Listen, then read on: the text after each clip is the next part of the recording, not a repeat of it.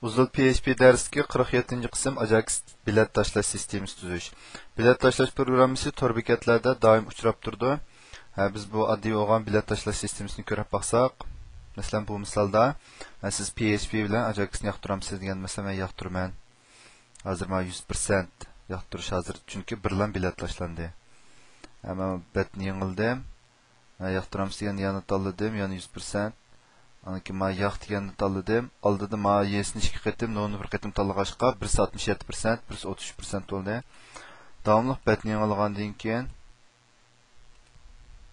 mesela non tanlayversem ma yaq degan qisminiki persenti bu yerda ishbadi. Demak, ma shu tor bekatlarda mushkul usulda bilet tashlash programmasini tuzimiz. Ma Ajax texnikasi orqali ma shu betni yengilmay turib mushtahalatga unumli ko'rsatish ishga oshirilgan.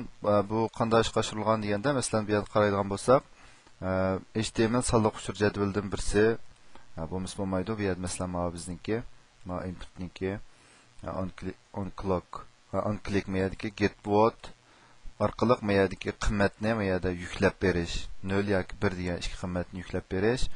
Ondan keyin JavaScript kod orqali buningki meyada JavaScript kodni meyada singdirib ishlatgan to'q HTML ning ichiga HTML ga singdirib ishlatgandan keyingi JS kod orqali meyada Ajaxniki munosabatlik ma obyektlarni qo'zg'atdik. Anadan keyin yana bir ma bu PHP orqali uningki ma bu yerda poll result txt degan shu bir txt hujjatni hosil qilish orqali shu hujjatning ichida ma bu bilet tashlangandan keyin va yoq degan ma ikki uchurniki sonini ikki chet qilib o'tirsiga ikki tal ma bu tussizni qo'yib mushkul holatda buningki qiymatlarini saqlash. Anadan keyin bu yerda ma pull give degan ma rasm